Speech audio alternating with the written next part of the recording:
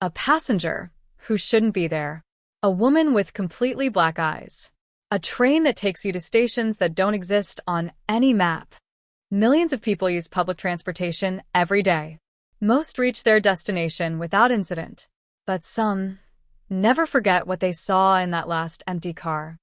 These are 3 true stories of subway and public transportation horror. And I warn you, after listening to them, you'll never sit alone in that last seat again. Welcome to Untold Nightmares, the place where nightmares come to life and the stories no one dares to tell finally come to light. I'm your narrator, and tonight we're going to descend together into the darkest tunnels. Places where artificial light flickers, where empty platforms hold secrets, and where the last train of the night might not take you home.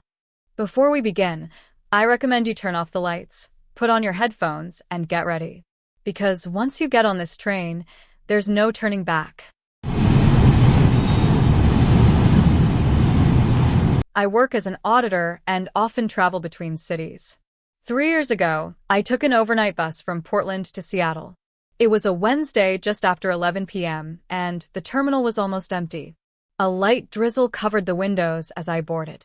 The bus was practically empty, perhaps 8 or 9 passengers scattered about. I had chosen a window seat near the middle of the vehicle. Seat 23, according to my ticket. I packed my briefcase, put on my headphones, and tried to relax for the 3-hour ride. About 20 minutes after leaving, I noticed something strange. In the reflection of my window, I could see a man sitting several rows behind me. He was wearing a dark coat and staring intently in my direction. I didn't think much of it at first. People stare into space all the time when traveling at night. But every time I turned slightly to sneak a peek, he was still there. Motionless. Not checking his phone, not sleeping, not reading. Just staring. The dim light of the bus cast strange shadows across his face, but I could tell he wasn't blinking. At least not in the few minutes I watched him. I tried to concentrate on my music, but the feeling of being watched intensified. I decided to go to the bathroom at the back of the bus, partly to confirm my suspicions. As I stood up and walked down the aisle, I saw him clearly. He was in seat 47, hands on his knees, perfectly upright. As I walked past him, his head turned to follow me, but his eyes remained fixed on an indefinite point. Not on me. Through me. In the bathroom, I splashed water on my face, trying to calm myself. He's probably drugged or something, I told myself. When I returned to my seat, I kept my eyes straight ahead, avoiding his gaze. Another half-hour passed. The bus was traveling through a particularly dark stretch of road, surrounded by dense forest. Suddenly, the driver braked abruptly. Some passengers murmured in confusion. The driver took the microphone and said he'd seen something along the way, but that we could continue now. That's when I felt it. A presence directly behind my seat. A pungent, musty smell, and something metallic, like rusty coins. I could hear slow breathing, too close to my ear. The driver's rearview mirror showed the empty aisle behind me. But I felt it. I could feel its breath against the back of my neck. "Are you going to Seattle?" A husky voice whispered, so close that the sound seemed to vibrate inside my skull. I froze. I didn't want to turn around. Every instinct screamed at me not to. In the reflection of my window, there was no one behind me. But the breathing continued. I pressed the emergency call button. The driver approached, asking what I needed. In a shaky voice, I told him the man in seat 47 was bothering me. The driver looked back, confused. "What man? There's no one sitting there, sir. That seat has been empty the entire trip." I insisted. I told him I'd seen him, that I'd walked past him. The driver walked up to seat 47 and turned on the overhead light. Empty. Completely empty. But there was something on the seat, an old, yellowed ticket, dated 15 years ago. And the seat number, 47. The driver paled. He told me in a low voice that years ago, a passenger had died in that seat. A heart attack. The bus had to stop in the middle of nowhere on this very stretch of road while they waited for the paramedics. The man had been traveling alone. No one noticed he had died until they arrived in Seattle. I asked to get off at the next stop, even though my destination was still miles away. I waited until dawn at a gas station before taking another bus. My name is Sarah, and for 2 years I worked as a subway operator in Chicago. The early morning shift from 2 a.m. to 6 a.m. paid extra, and I needed the money. The Red Line was my regular route, and oddly enough, I grew accustomed to the solitude of navigating nearly empty cars through dark tunnels. One November night, around 3:30 a.m., the subway was particularly empty. It had picked up 3 passengers in the last 4 stations: a night worker who got off quickly, a nurse who fell asleep in her seat, and a young woman in a white dress who got on at the Fullerton station. The woman in the white dress immediately caught my eye. Not because of her appearance, but because it was bitterly cold outside, close to 0 degrees, and she wasn't wearing a coat. Just that white summer dress and sandals. Her long, dark hair was completely dry, even though it had started to snow. Through the security cameras, I watched her sit in the last car. She had no purse, no phone, nothing. She sat with her hands in her lap, staring out the dark tunnel window. 2 stations later, the nurse left. Now only the woman in the white dress remained. I checked the cameras. She remained in the same position, unmoving. She didn't even seem to blink. When we arrived at the Belmont station, I waited. The doors opened. No one got on, and she didn't get off. The doors closed, and I continued. The same thing happened at the next station, and the one after that. I was starting to get worried. As per protocol, I announced over the intercom, "Next station, end of line. All passengers must disembark." My voice sounded distorted over the speakers, as if someone was dragging it underwater. On camera, I saw the woman finally move her head. Slowly, she turned to look directly into the camera. Her eyes were completely black. There were no whites, no iris. Just absolute darkness. My heart raced.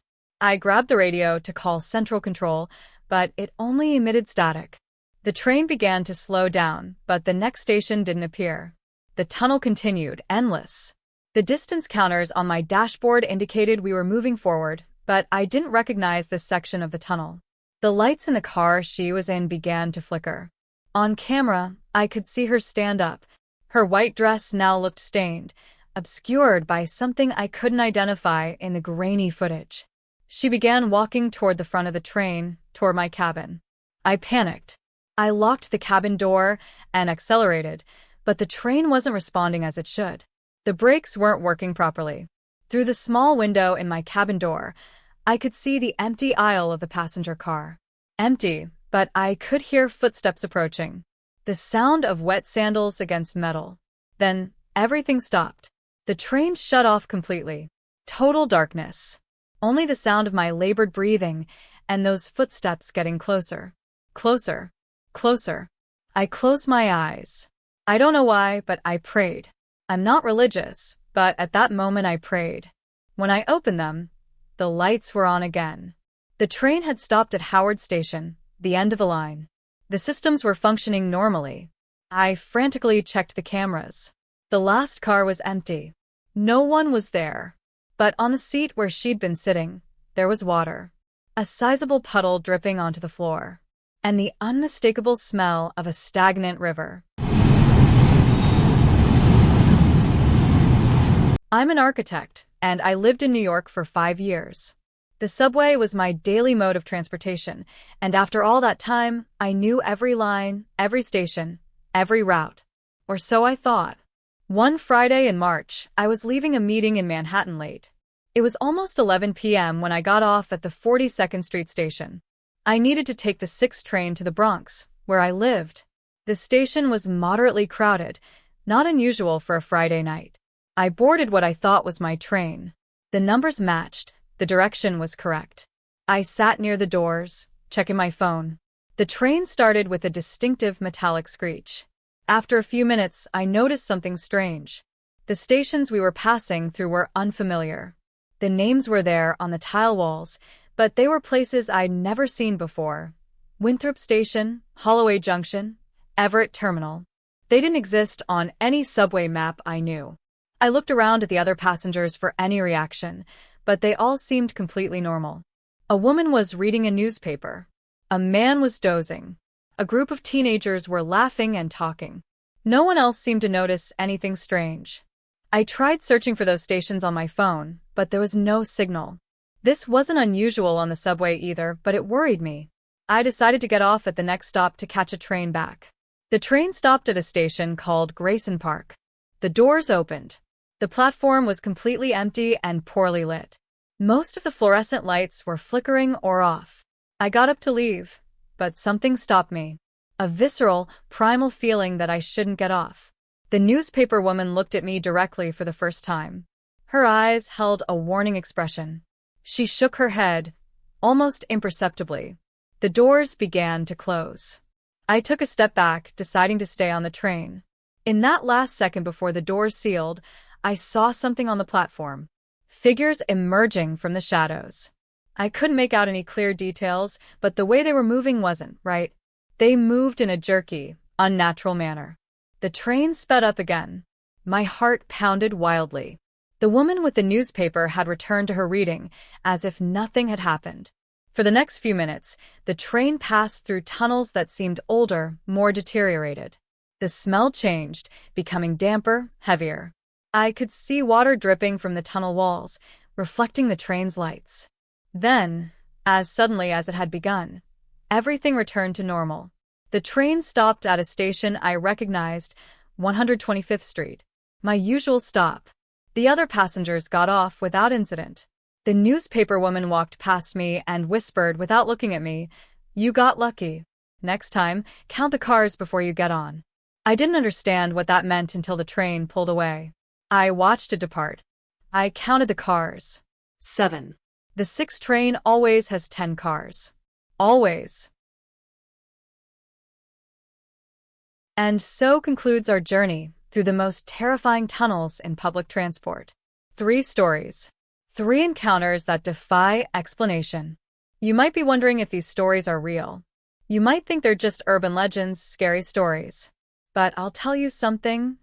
Right now, someone is boarding an overnight bus. Someone else is waiting alone on an empty platform. And another passenger just noticed that the train they took is 1 car short. Terror doesn't always come with fangs and claws. Sometimes, it just sits beside you and whispers your name. If this experience took your breath away, show it with a like. Subscribe to Untold Nightmares for more stories that will make you question every shadow, every strange sound, every night's journey. Share this video with that friend who always says they're not scared of these things. Let's see if they still feel the same way after listening to the passenger in seat 47. And now, the question I'll leave you with tonight. Have you ever felt like someone was watching you on public transportation? Have you ever seen something you can't explain? Let me know in the comments. Your stories could be part of our next episode. Remember, keep your lights on, double-check your seat number, and if you see someone standing at the end of the empty car, don't look back. This was Untold Nightmares. See you at the next stop, if you dare to board.